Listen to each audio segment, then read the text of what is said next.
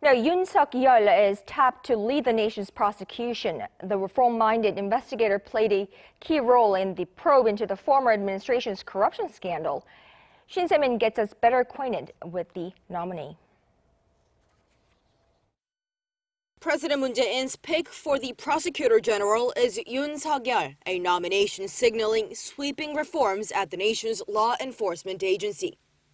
Despite President Moon taking a day off after his week-long trip to Scandinavia, the top office announced a decision on Monday, adopting the proposal made by the Justice Minister earlier in the day. The reason behind the nomination, Yoon's unshakable principles. The nominee for Prosecutor-General has worked to eradicate corruption while serving as a prosecutor. He has also shown that he's an upright individual who isn't swayed by other authorities. The top office added that the nominee has shown excellent leadership and resolve for reform while serving as the chief of the Seoul Central District Prosecutor's Office.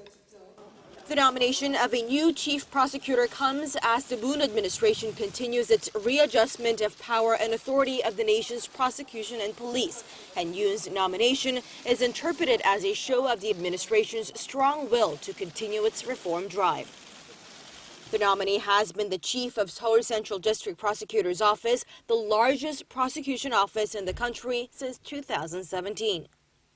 Yoon's resume includes high-profile investigations, including the massive power abuse scandal involving the former President Park Geun-hye and her longtime friend Choi Soon-sil.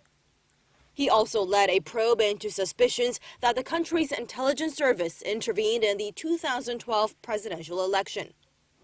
If appointed, Yoon becomes the first chief prosecutor with no experience of heading the High Prosecutor's Office since Korea introduced fixed tenures for prosecution chiefs in the late 1980s, and will replace Moon Jae-in, who is scheduled to retire next month.